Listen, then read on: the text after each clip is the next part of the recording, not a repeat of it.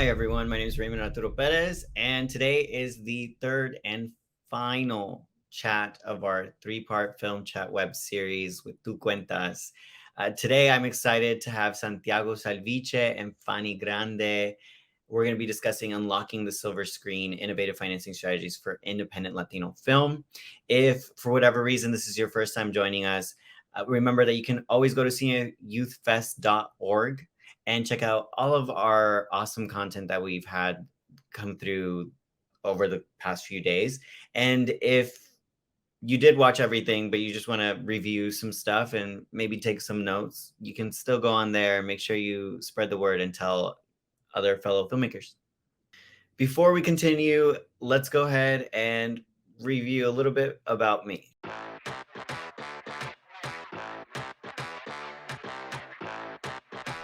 Raymond Arturo Perez describes himself as a Mexican-American brown nerd from San Antonio, Texas.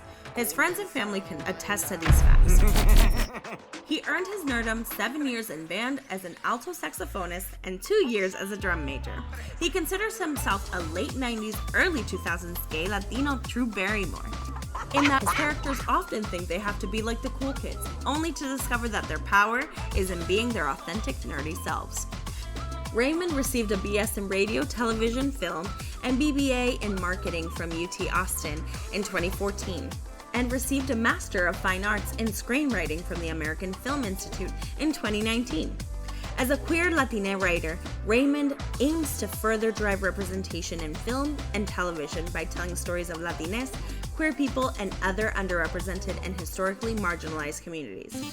He was a staff writer on the second season of Netflix's original series, Selena. He was a playwright and producer at the 2018 Brown and Out Fest in LA. Raymond was recently selected as a finalist for the inaugural Stars #Take the Lead Writers Intensive for his pilot, Chola Mom. In 2021, his pilot, The Only Gay in Waco, placed him as a finalist for the inaugural Out Loud list. When he isn't writing at his kitchen table, he can be found on the dance floor dancing to salsa, Brazilian funk, cumbia, merengue, and bachata in that order. Shout out to the media team at HITN TV for the awesome video package. And speaking of HITN TV, for those who are unfamiliar, HITN TV is America's leading Spanish language non-commercial television network, servicing over 35 million households in the United States and Puerto Rico with high quality educational and entertaining content. And Tu Cuentas Cine Youth Fest is your creative stage powered by HITN. We're not just a festival, we're a thriving community of storytellers committed to shaping a more inclusive future in the film industry, both on and off screen. And if you are curious about this year's competition and you still haven't seen the films, it's okay. You still have till Monday. Because Monday we announce all the winners, and you still have a couple more days to check out all of our official selections before we announce the top 3 this Monday. Join us at Tu Cuentas Cine Youth Fest, where every story matters. All right, let's get to the business. Today, we're going to discuss unlocking the silver screen, innovative financing strategies for independent Latino cinema. I'm going to introduce our first speaker. Her name is Fanny Grande, and let's get to know a little bit more about her before we get into it.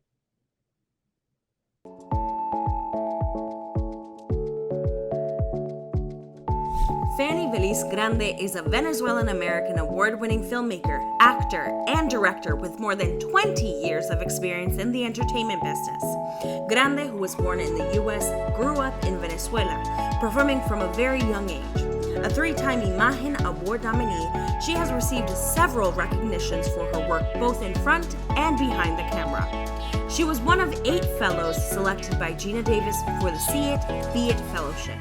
Grande also served as vice chair for Nosotros, the oldest Latino nonprofit in the entertainment business, founded by Ricardo Montalban. She has recently completed the Stanford L-Band Business Accelerator. 6 years ago, she co-founded Avenida Productions with her husband, Nelson Grande. Avenida is an independent movie studio committed to democratizing access to Hollywood. Avenida has built an ecosystem with non-traditional solutions for funding, production, and distribution. Its signature crowdfunding platform, Support Our Story, launched March of last year.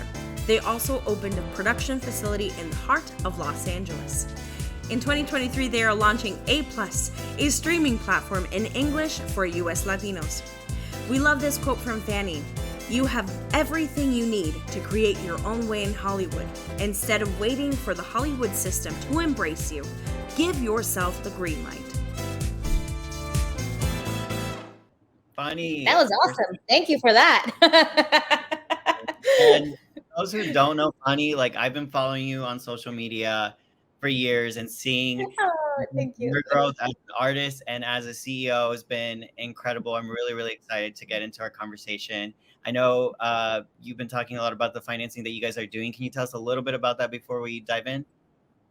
Yeah, I really embrace crowdfunding because you're getting the funding from the community. And that's how we fund most of our projects. I found that traditional funding models can be very elusive for Latinos specifically in this industry. So about 10 years ago, I decided to crowdfund my very first feature film. I didn't know what that was, but I did it. And all I did was go to the community and say, hey, help me make a film about an American family that just happens to be a Latino family in the US with no stereotypes. And that was such a revolutionary idea back then that now we launched this company and we've helped raise millions of dollars for hundreds of projects, all funded by the community. So it's actually really fulfilling when the funding is coming from your audience, right? And from people that believe in you. That's awesome. And we're going to talk a lot more about that. But before we do, I want to bring into the conversation Santiago Salviche. Let's learn a little bit more about Santiago.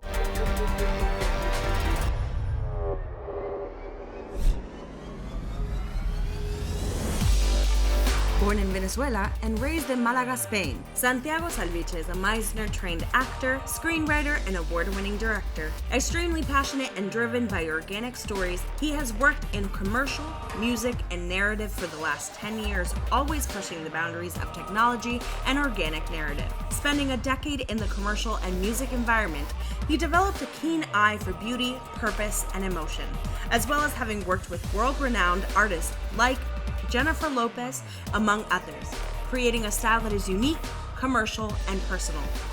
He directed the visually mesmerizing television series Nova Vita, available on Amazon Prime, and today continues to jump between the commercial and narrative worlds.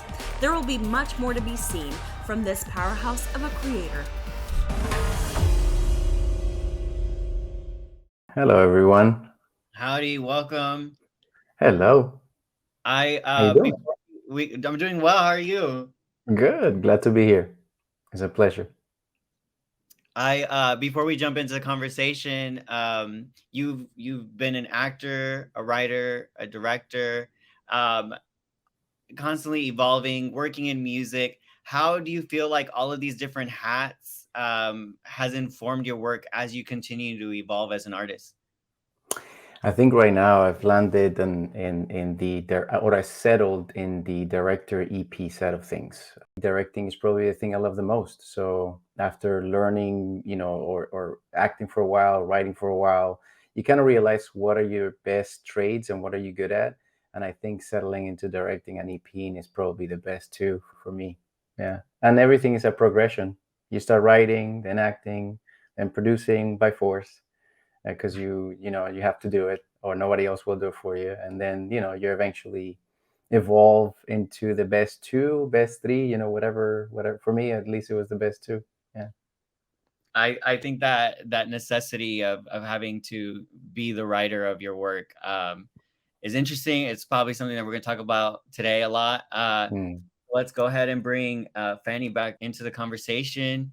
Again, so happy to have both of y'all here. For those tuning in, we are talking about unlocking the silver screen, innovative financing strategies for independent Latino cinema. And one of the big things that we're going to talk about is financing. So for those watching, who may have not gone into the creative process just yet, most independent filmmakers use a wide range of strategies to secure funds to support their work. This can include funding from corporations, from crowdsourcing. In addition, filmmakers have also secured funds through collaborations and cross-cultural projects to expand interest across countries, social media and digital marketing, partnerships. I can go on and on and on. However, from your perspective, Fanny and Santiago, what will it take for an independent filmmaker to access these potential sources successfully? Fanny, go for it. Oh, okay. Yeah. So, I'm the top crowdfunding coach in the country for creatives. I've really found a niche there. I feel like when we crowdfund our own projects, we get empowered. We're not longer waiting by the phone. Oh, this investor is going to support me, or this production company is going to pick up my project. And coaching a lot of other people in the space has also been similar. For example, I have clients that have come to me trying to make a feature film for over 10 years, the traditional way, packaging it, getting talent, going to these agencies, pitching. And then they finally come to us and we help them and we teach them how to crowdfund. And within a year, they have a movie in the can, right? So there's something about proving on the market to an investor that you have an audience already before you even shot one frame. So a lot of my clients come to me, hey, I have this project, we crowdfund some of it, and then they go back to maybe some of these investors that they were talking to. And these investors are usually individuals, people that they're connected to, or business people.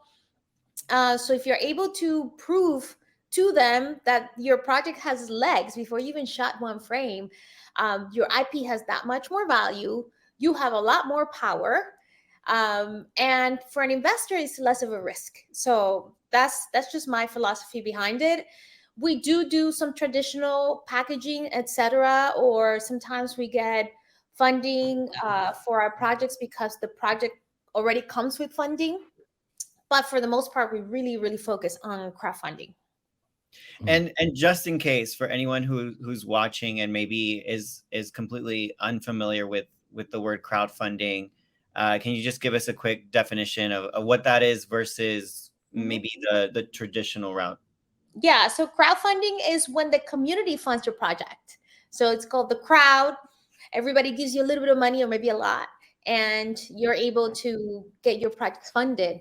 There's different types of crowdfunding. There's equity crowdfunding, there's reward-based crowdfunding, and there's crowdfunding for nonprofits, etc. So we specialize in reward-based crowdfunding. And what that means is when somebody gives to your or contributes to your project, they get something in return, an incentive. It could be their name, in the credits. It can be, tickets to the premiere, etc., etc. Awesome. And Santiago, have you had any experience in crowdfunding? And if not, what are ways that you've been able to bring life to your creative visions? Yeah, I took two routes. Little jobs that took me to bigger jobs so that I could continue to hone my directing skills, so that I can work or at least prove to the money people, whether it's individuals or studios or anything like that, that I could handle the budget. That was the first part of the equation. The second part of the equation is actually getting the budget. So from the first short film that I ever did that helped me, get a career started, that was pretty much half I paid for, and the other half my friends helped me to bring together. It was $25,000, but it felt like a mountain to climb. But little did I know that the same mountain to climb, or the same feeling goes up, it just continues to go. So learning how to crowdfund, or learning how to do the business part of it, and how to bring money together, whether it's from $20 million studio to $20,000 short film, $10,000 short film, $1,000 short film, it's the same thing. The beauty is that in the last 10 to 15 years, everybody has a cell phone, everybody has an app. Social media boomed, so the crowdfunding aspect has more velocity. So it doesn't mean that one person has to believe you that has a $20 million check, but maybe 1,000 people that can give you $1,000 can believe you just where one person didn't. So that speeds everything up and helps a ton, because if 10 people believe you, then 20 people may believe you, then 30 people may believe you. The fact is that you are ready. So it's important to understand the business aspect of things. And when I say business aspect, you can simplify it to a lemonade stand. You buy good lemons, you have people coming around. It's the same thing. Every business is the same thing. So it's really good. It's really good that this chat is happening, because it's important to know that if you didn't get one $10 million check from one place, the roads aren't over. There's a million other ways to get your project made, and it just takes the courage and consistency and the knowledge. And having Fanny, for example, here with us can explain us deeper as she dives into the business part of things. It will help, but it's the same thing. It's the same thing. As a matter of fact, Fanny, I will be calling you soon. Awesome. Help me with stuff. Can help you out. Yeah, but yeah, it's important to, as a director, to continue to work as hard as you can, to prove that you can do something with 5,000, then to prove that you can do something with 10,000, then 200,000, then 1 million, and so on and so forth. At the end of the day, you have to prove that you can handle the budget range, and then people can trust you, so that you build, as Fanny mentioned earlier, the credibility, not only to handle the project, and deliver it for the investors, whether it's 1 or 1,000, but at the same time, to prove that you're being, handed over X amount of money and you're going to deliver what you promise. So for me specifically, the creativity part is important, because I need to be able to prove to people like Fanny or to other people that I work with, whether it's studio based, outside of the studio base, that you're already capable and you're going to turn in a good product regardless of the budget range you have. You have the experience in hand to work collectively with people like Fanny, for example. Yeah. I love already two things that I think are going to pop up in this conversation. And one is not waiting for the green light. You're creating your own green light, but then also 100%. Being ready with the craft. And so before we go to, let's say, Fanny, to go into the crowdfunding mode, how do you know when someone's ready, and what does it mean to be ready to launch a project? I guess, has there been instances where someone comes to you and they might still be on their journey of they need a couple more stops in finessing their writing or their directing sample or whatnot? How do you go about that? That's what's great about crowdfunding. You can be at any stage of the process. You can crowdfund for pre-production, you can crowdfund for production, you can crowdfund for post-production, you can crowdfund for distribution, right? And it doesn't discriminate. Everybody started at one point. I made my first short film in college. It was, I think, 18 years old. It wasn't the best, but I learned a lot, right? So that would have been a great project to crowdfund. So it's not like you're pitching to a studio or a production company. Crowdfund is there for a resource to get you the funding that you need wherever you are in your career.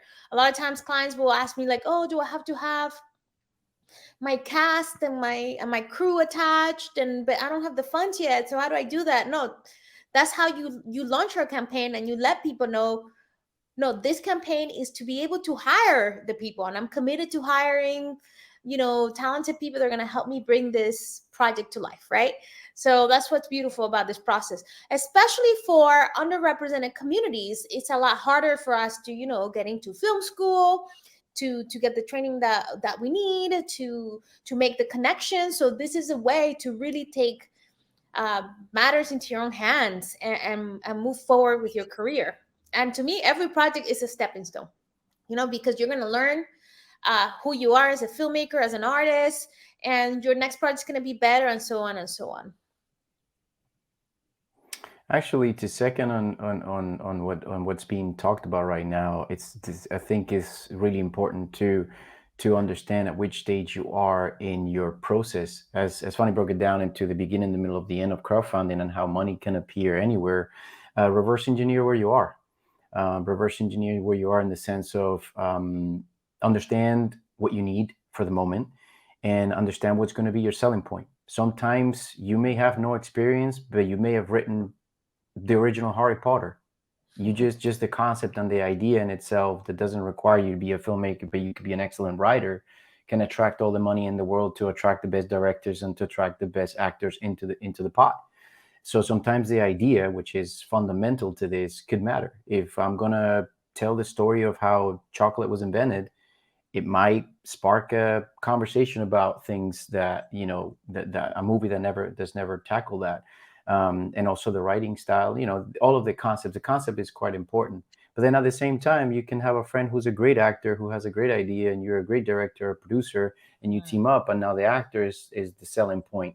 Or you're doing the first movie that Bud Bunny is going to do, and he crowdfunds it, and then, you know, he's the one, now everybody wants to see that. So reverse engineer what your selling points are and what your strengths are.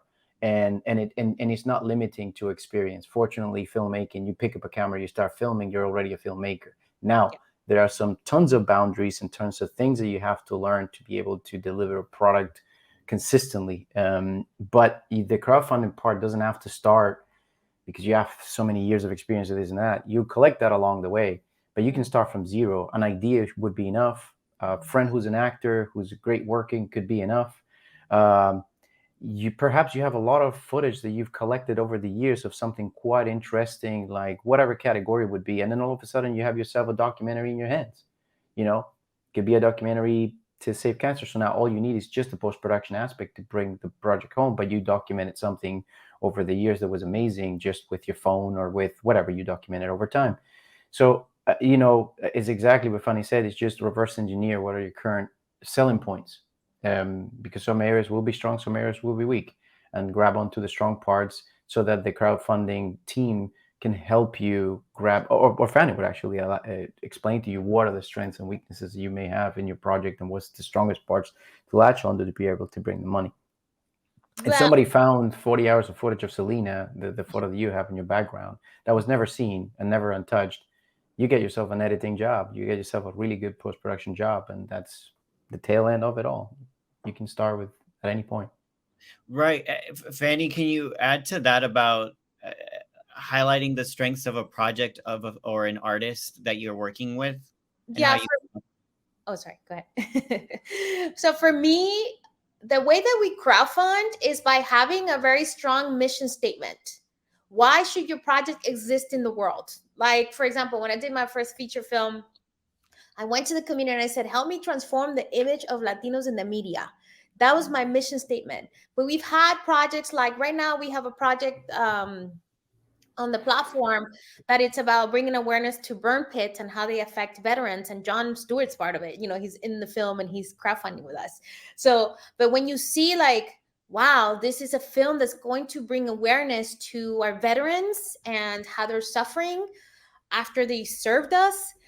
So a lot of people are going to come in and support. So for me, maybe not necessarily who you have attached, how far along you are in the project, but what is this project about? Why is it important? And why should it exist in the world? Because then other people will relate to it. It's like, you know what? I'm not a veteran, but I could see how that's important, right? And they'll come on board. We've had projects that highlight the need for, you know, kids of underrepresented communities to follow careers in STEM. We just had a project who crowdfunded for different able-bodied people to see themselves as superheroes on screen. You know, that's the kind of stuff when you hear that, you want to be a part of it. So it's more important when you crowdfund to have a mission statement, as opposed to when you do it the traditional model and then you have to have, you know, projections and a business model and compatibles, and you have to have, you know, some talent attached, an amazing script, etc., etc.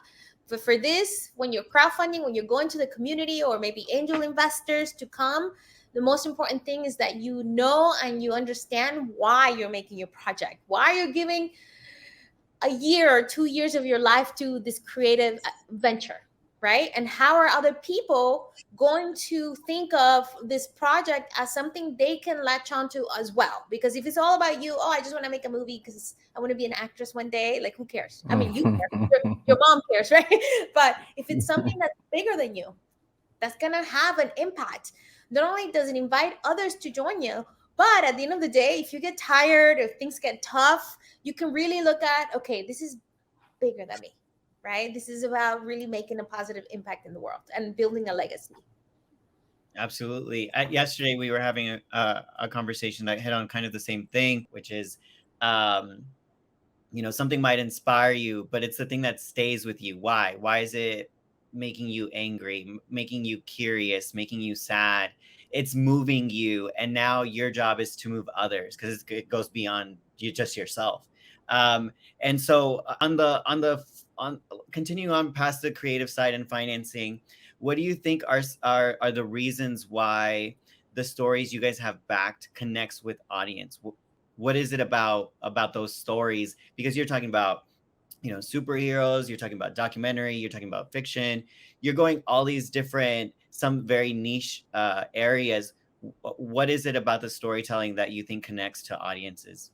For me, we only work with clients, or every project that we produce ourselves are to highlight underrepresented communities. So for us, the answer is simple. People are just hungry to see themselves, in a way that they've never been portrayed.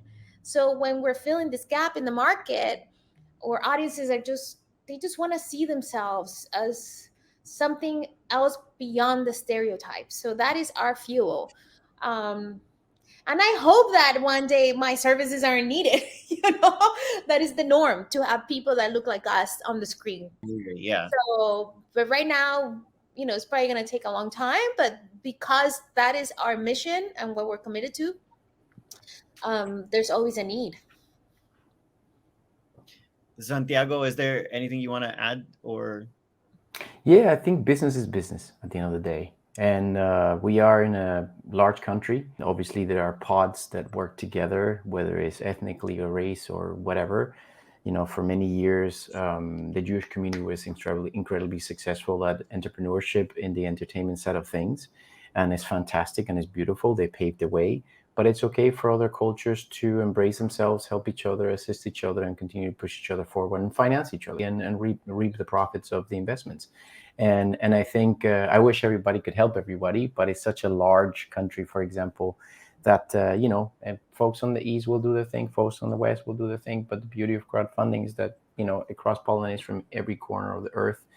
And I think just like any business, whether it's a lemonade stand, whether it's a rocket company, it starts the same way. It just has to have a good idea, a good concept, like Fanny talked about earlier. I think the having a great mission statement of a business, it's incredible to motivate people to participate, collaborate, invest on, and reap the rewards. So I think it's just really necessary. Back in the day, nobody had an understanding of how to get the money to make things. But now more than ever, we've got people like us, like you guys. Funny, this whole podcast, this whole video cast is there to educate and break barriers. Not break barriers, but just remove the cloak. And this is how it's done. You just have to get to work and do it. It's filmmaking. You have to make it. I want to add to this conversation, because a lot of times we're told, hey, it's a business, we got to make money, right? But it's not an equal business. This business does not treat everybody the same. So I just have to be, because this video is for the young filmmakers. The way that the industry is set up right now doesn't work for most people. That's why we're on strike, etc. If you're a person from an underrepresented community, if you're a woman of color, it is harder, and the data doesn't lie. So you got to find what makes you unique, right? How are you going to tackle this business your own way? Like for me, I decided I'm going to change the system however I can, right? Empower the filmmakers. So just make sure that you're going to do your best work. Yes, this is a business, but it's also a business that impacts how we're perceived as communities, right? Because if in media you're only represented as negative stereotypes time and time and time again, it does affect how we're perceived as a community, how much money we get put into our community. So it is up to us to break those stereotypes, right? Not wait for somebody else. So I think that's what something was talking about. It is our responsibility to also change how we're portrayed, and for us to also create our own opportunities, because it's not just the business. It really does affect how we're perceived, but most importantly for me, how we perceive ourselves, right? If you only see yourself represented as the criminal, or you only see what's possible, it's very limited, then that starts to seep in to how our communities get affected. So it's very important that we take charge of our own narrative. We take it away from the studio system, or we demand that they change the way that we're portrayed. And the few shows that come out, the few films that come out that represent us in a positive light, we have to support them. We'll show up for everything else. So it's up to us to actually support financially all those few projects that do make it through. Very, very important. Things at the end of the day, we're always creating narrative, and whether it's fictitious or based on reality, but it's from the point of view that we see it from. And luckily now, lots of different races and lots of different cultures are getting to be in the position of funding things and creating things that are seen from a different point of view. I think something along the lines of Scorsese and another director doing films. And if you flip the directors, if I directed Titanic from a Latin point of view, I may have directed it differently, if I had the luck and from the point of view that I had it. If I did Alien versus Predator, I may have wanted to put a lead Spanish male, Hispanic male, whatever, just because of what my perspective, my point of view. So I think now that the crowdfunding aspect exists and we can work together in creating stories from our point of view or from a different point of view, it's wonderful. Denzel Washington talked about a while back doing movie fences about knowing for African Americans what a hot comb feels in the morning. And I agree with that. I don't know because, Latin people's hairs might be different a little bit. But it's just a perspective. And luckily we are in a time where now everybody and every community can help raise capital to make your own story from your own perspective. And I think the narrative will change. I think we're at the starting point, late 90s, beginning 2000s, and now more than ever. Especially with the Spanish, lots of Spanish folks in Spanish-speaking language being shared in English as much in America, for example. It gives us an opportunity to tell the story from our point of view, and produce it and fund it and direct it and write it from our point of view. Yeah. Well, and when Hollywood started, it was, like the Wild Wild West. There were more women directors than male directors. Latinos, because Mexico is right here. Latinos had like 50% of movies being produced, something like that. It's crazy. But little by little, Ricardo. Little by Hello, little, Lucy. we started disappearing. So yeah, we have to make sure that we demand our place at the table. Because at the end of the day, we buy 1 in 4 movie tickets, the Latino community. We stream the most content. So we are participating in this industry. So it's up to us to demand our place at the table, but also most importantly, to create our own narrative, right? Because we have a point of view that nobody else can replicate. So it's both, right? It's really demanding that we're portrayed a certain way, but it's in the system that we've helped create, but also creating our own stuff and supporting each other.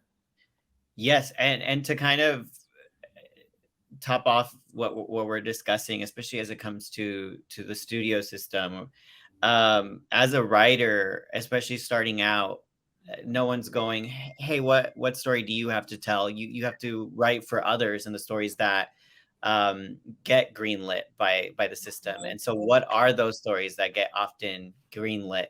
And who is the person greenlighting those stories? And it's going to be something that's familiar to them. That may not be necessarily my number one, priority to tell those stories. Or maybe it's a story that we're so familiar in the media that it's like, but I want to do that horror, or I want to do that superhero, or I want a nerdy protagonist. I don't want the macho. So I think that's what makes crowdfunding so awesome. So we have time just for one more question. We've talked a lot about going out there and doing, and you could do it at any level. So for emerging artists watching right now, Santiago and Fanny, what are some bits of knowledge that you wish to impart to them? Don't wait for the miracle. There's no making it, by the way, right? Everybody who we think, for the most part, that's made it, right? Like I know actors that are on TV shows, or directors that have gotten like huge budgets and made like a studio film, and we're like, oh my gosh, they made it, right? And then if you talk to them, like, no, I'm looking for my next job, you know? So I really think it's very important that you take actions to fulfilling your dreams every day. Take actions to get you closer and appreciate where you are. It's like, look what I did today. Look at the first short film that I made. Hey, I don't know how to do this. I got my friends to shoot it. I got my other friend to write it, and I star in it. And just really get present to your accomplishments as you go, the little victories along the way. And as Fanny was talking about, your voice, who you are, what you're saying, and how you're saying it. And it's important to see, for them to see the ability of making great things with just what you have, and never stopping. Because at the end of the day, no matter how much you guys have seen from my career personally working on this, it's exactly what Fanny said. We're always looking for the next thing. And more than ever, in order to get that DC film or Marvel film or whatever that may be, you've got to do 20, 30 projects, and you have to kickstart them all, and you have to get them there. It's all about the resilience. If you ever make a lot of money in one project, don't buy the Lamborghini, don't buy the house, save your money. And so that you can withstand the time it takes to go from project to project to project to project. And saving your money is probably one of the most important things that whether it's you want to invest it in a little tiny project to kickstart it, or whether you want to just be prepared for the next project. But this is not a 9 to 5. This is a lot of entrepreneurship has to go into the entrepreneurship mentality has to go into this.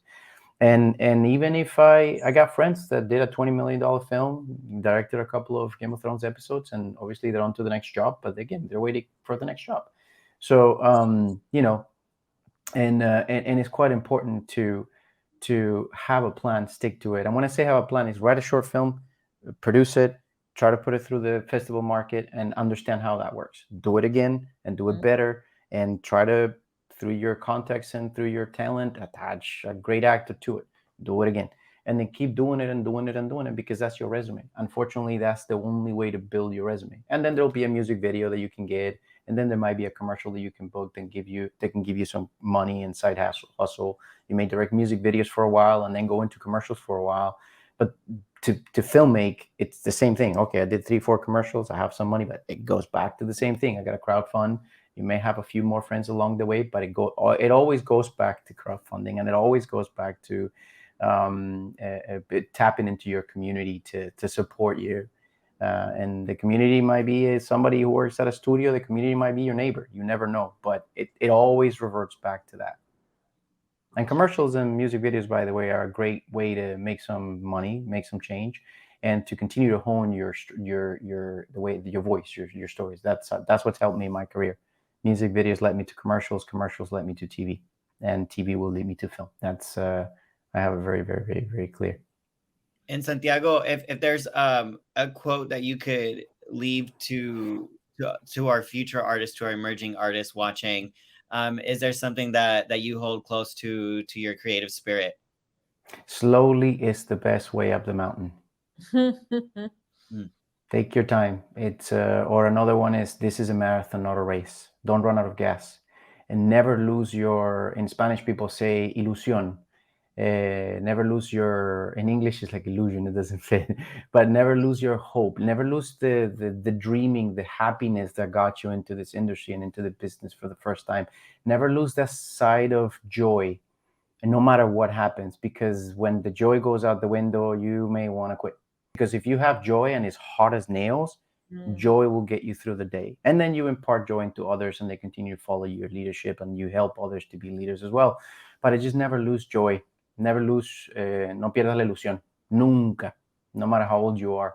And everything is a battle, but a beautiful battle. But ilusión, or joy, is what will get you through the day and will motivate others to help you get through the day, because it is teamwork, most of all. And slowly is. Trust me, guys, you're never going to be like, wow, at 25 or 30. It's a long journey.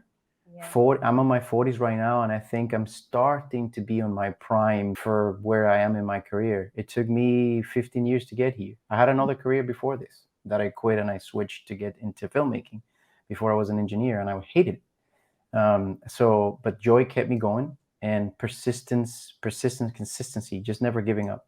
Always make something. You do not have to wait for anybody to tell you you have a green light to shoot something. You can shoot anything with your phone these days. I wish as competitive as it may seem, today more than ever, it's easier to get your project off the ground. Mhm. Especially with people like Fanny here and many other places that can help you along the way to get the project started. I have a short film from one of our directors who's done right now in post-production, shot in Puerto Rico. It's a Puerto Rican story. And I have another feature film that started as a short film during COVID, and now it's a feature film called Malecón by one of my director friends, who was the camera operator in my very first short film 14 years ago. He's got a feature film. It's about a $2 million project. It was shot entirely in Cuba. The name is Malecón again, and right now we're going for distribution. But it started as a short film that was crowdfunded exactly the same way. And finally, we found capital thanks to the short film, to go into the feature film, and it's completely independently done. No studio back in. It's literally friends, and just getting bigger and bigger and bigger. And now we're fighting for distribution. And same thing with the other director's film. And I'm going into a documentary exactly the same way whilst I work in my commercial side of things and TV studio stuff. That's amazing. Yeah.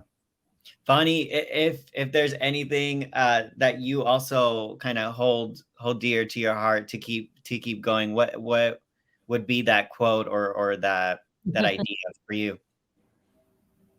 Just have a mission in life. What is your mission? What is it that you want to accomplish? Because if you have something that you're very passionate about, like for example, I wake up every day and I say, okay, what can I do today to make Hollywood a more inclusive industry?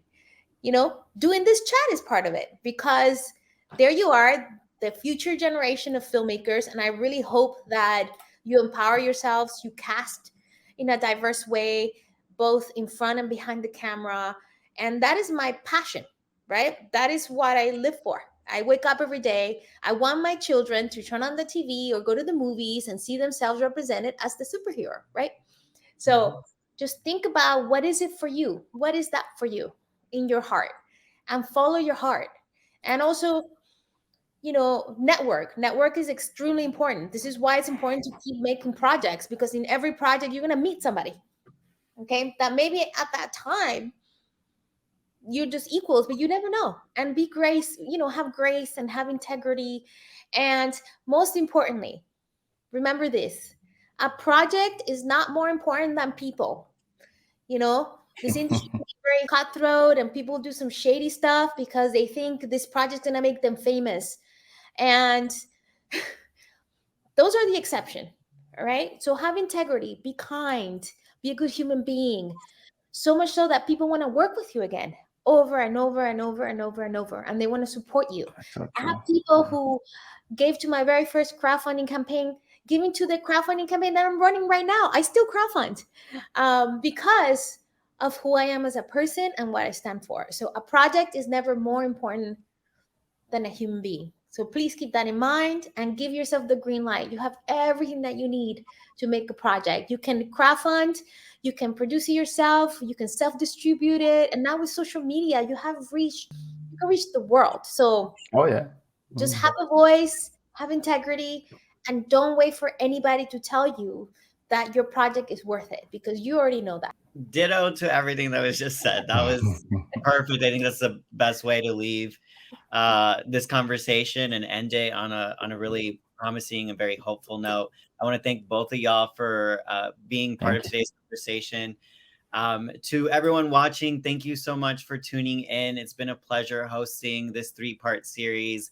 I hope that you guys take the time to watch our finalists this year. Again, that's sinayouthfest.org. Thanks again, y'all. I really appreciate y'all being part of this. Goodbye. Bye. Thank you for having us. Que viva Venezuela. Thank you very much, everybody. Before I let y'all go, I want to remind you watching that we have a new initiative on behalf of HITN TV. It's called Cortitos, and it's a short film competition designed just for middle school students. So please, if you know a middle school filmmaker out there that's doing really cool stuff, let them know. The Cortitos film competition opens on October 17th and closes November 1st. On November 16th, we'll announce 5 winners, and HITN will be announcing them live at El Centro. I just heard that these films will be on national television. So this is a really unique and special opportunity for middle school filmmakers. Definitely spread the word. More info, go to cineayouthfest.org. Well, our time is now up, and I want to make sure to thank the team at HITN TV and Cine Youth Fest. I will remind you to go and check out all the films on cineayouthfest.org. The award show is coming. It's Monday. I'll be there. You should tune in. And outside of that, see you next year. Thanks to our sponsors, we continue to have important conversations that educate and inspire the most valuable asset for a brighter future, the new generation of Latinx creatives. Visit cineayouthfest.org to find out more, because tú cuentas.